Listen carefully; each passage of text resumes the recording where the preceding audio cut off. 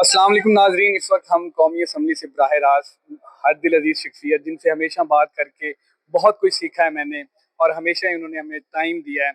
मैं उनसे गुफ्तगू करने से पहले एक शेर ज़रूर कहूँगा। बजट आया है, दिल भी रंजीदा है, आंखें भी गमज़दा हैं और परेशान भी हूँ। किताब सादा रहेगी कब तक, कभी तो आगाज़ बाब होगा। जिन्होंने बस्ती उजाड़ डाली, कभी तो उनका हिसाब होगा। मैम, बजट आया है, आवाम को तो कोई रिलीफ नहीं मिला। इसके बाद बजट नहीं आया, तबाही लाई है। इन लोगों ने एक नई चीज इंट्रोड्यूस की है, कार्बन लेवी। कार्बन लेवी आज तक अमेरिका ने अपने लोगों पे नहीं डाली, अपने टैक्स पेयर्स पे। इंपोर्ट के सामान पे सोच रहे के डाल दें। यूरोपियन यूनियन ने आज तक अपने लोगों पे कार्बन लेवी नहीं डाली। क्यों? क्योंकि सबसे ज्यादा गरीब तबका, या जिसे हम मुतवसत कहते हैं, कि जो लोअर इनकम या अपर मिडिल इनकम हो, मेरे और आपकी तरह लोग तनख्वाहदार नौकरी वाले, ठीक है, मेरे और आपकी तनख्वाह में फर्क होगा, बट है तो तनख्वाहदार तबका ना। ऐसा टैक्स डाला कि लोगों की कमर तोड़ेंगे। जो बड़ी बड़ी जीपों वाले यहाँ से नहीं घूम रहे, उन पे वो टैक्स नहीं डाला, सबसे गरीब पे डाला। तो आप मुझे बताएं कि इन लोगों से आप इंसानियत एक्सपेक्ट कर सकते? होता क्या है? जब आप पेट्रोल गरीब के लिए महंगा करोगे, दवाई भी उसी पेट्रोल से वो खरीदता है, स्कूल भी उसी पेट्रोल से बच्चों को लेके जाता है, उसी पेट्रोल से घर का खाना भी आता है। तो आप सोचें, ये सिर्फ उसके पेट्रोल पे टैक्स नहीं है, ये उसकी जिंदगी पे आपने टैक्स डाल दिया और आपको परवाह भी नहीं है। अगर बड़े बड़े मालदार ममालिक के टैक्स नहीं डाल रहे क्योंकि उनको यही फिक्र है कि हमारा वोट बैंक खराब होगा। कल निसार जट साहब जो फैसलाबाद के, मैंने एक बड़ी अच्छी बात की। कहते अगर ये बजट सियासतदान ने बनाया था, किसी भी पार्टी का, नून का होता, पीपल का होता, वो गम करता लोगों के लिए। ये सियासतदानों ने नहीं बनाया, ये उन लोगों ने बनाया जिनके दोस्त बैंकर होते हैं, उन लोगों ने बनाया जिनके दोस्त सरमायादार होते हैं, ये उन लोगों ने बनाया जिनको परवाह नहीं है। सो मैं तो कहती हूँ कि या अल्लाह, जो हमने कुरान में पढ़ा था कि तकलीफें कौमों पे आती है, हमें ताकत दे कि इसको बर्दाश्त करें। लेकिन ये भी कुरान में है कि अल्लाह ताला ने नमरूद, जालूत और फिरौन को इतना क्या कहते हैं, निशाना बनाया दुनिया के लिए, या एक सोच।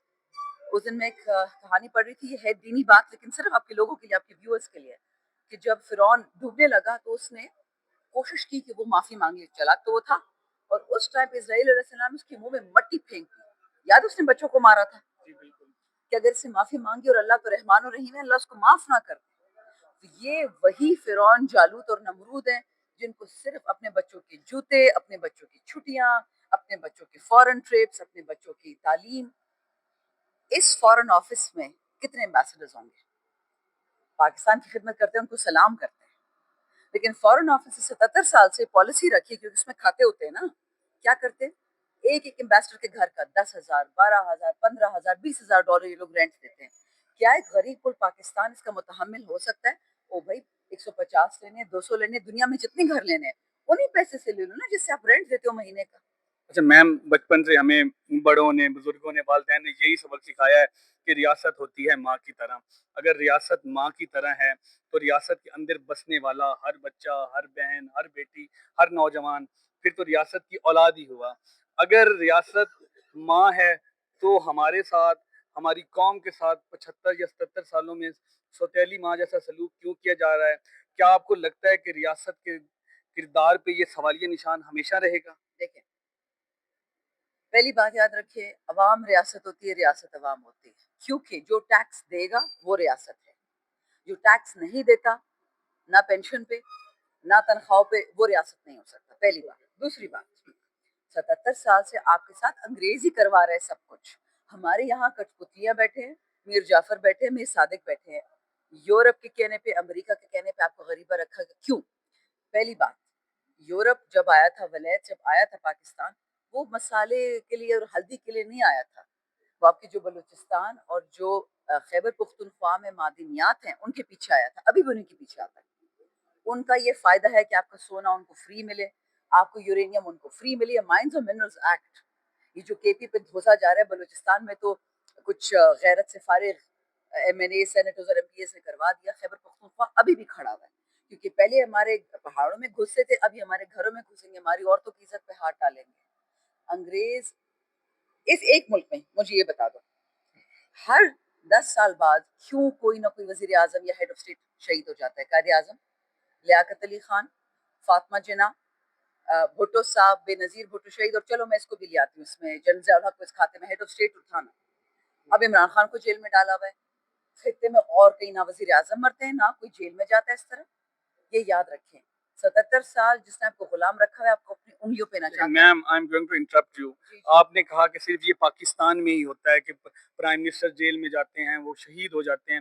کیا اس میں سیاست دانوں کا بھی قصور نہیں ہے؟ اگر سیاست دان چاہیں تو اپنے معاملات خود ایک دوسرے کے ساتھ نیگوشیٹ کر کے یہ حل ہو سکتے ہیں, ٹیبل ٹاک ہو سکتی ہے, لیکن ہم تو کسی اور طرف دیکھتے ہیں. میری بات سنیں, جب باجوہ اور بائیڈن نے, میں نے اس کو خریدا نیشنل اسمبلی میں 1 ارب میں یا 50 کروڑ مجھے نہیں پتا, جب پنجاب اسمبلی میں ہمارے ایم پی ایس بکے خان کے خلاف ابھی 26ویں ترمیم میں جو بکے اور جو منسٹرز بیٹھے ہوئے ہیں, کوئی باہر گھوم رہا ہے چکر کاٹ رہا ہے, وہ سیاستدان نہیں ہے کیا؟ وہ آسمان سے اترے ہیں, وہ فرشتے ہیں کیا؟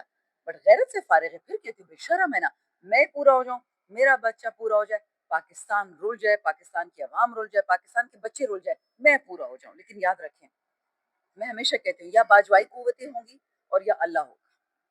سجدہ ہم اللہ کو کرتے ہیں, قبر میں بھی اس کے جانا ہے. اور یہ ہمیں کس سے ڈراتے ہیں؟ موت سے. اور جی موت تو قرآن میں وعدہ ہے اللہ کا کہ موت آنی ہے. کوئی شہادت سے مرے گا, کوئی بستر میں مرے گا, کوئی یہ لوگ مار دیں گے, کیا فرق پڑا؟ دیکھیں, عمران خان نے بچے بچے کو فارم 47 کی سمجھ آ گئی ہے. اس ٹیکس پہ ہمیں پتہ نہیں ہوتا تھا 10 سال پہلے کہ ٹیکس کیا ہوتا ہے اور بجٹ کیا ہوتا ہے. ایک ایک بندے کو پتا ہے کہ میرے پیسے ہیں اور مریم اور بلاول کی جیب میں جاتے ہیں, وہ صرف جوتے خریدتے ہیں, جہاز خریدتے ہیں. غریب آدمی صرف ایک بات کہتا ہے آپ سے کہ میرے ٹیکس کا پیسہ جتنا لے رہے ہیں لو, بٹ مجھ پہ لگا, مجھے اسپتال دو, مجھے اسکول دو, مجھے اچھی تعلیم, اچھی نوکریاں چاہیے. اچھا خود کیا کرتے سیٹ صاحبان, آپ کے میڈیا والے, ان سے پوچھ لیں آپ کے سیٹوں کی کتنی تنخواہیں؟ 50 کروڑ مہینے کی ہوگی, 50 لاکھ تو ہوگی نا اگر 50 کروڑ نہیں ہے. اور ایک آرڈنری بیٹ رپورٹر کی کیا تنخواہ ہوتی ہے؟ وہ 30,000 میں 37,000 میں بچہ بھی رکھے گا, اسکول بھی کرے گا, شادی بھی ہوگی, موت بھی ہوگی, بیماری بھی ہوگی, عمر حج کا تو وہ سوچ ہی نہیں سکتا.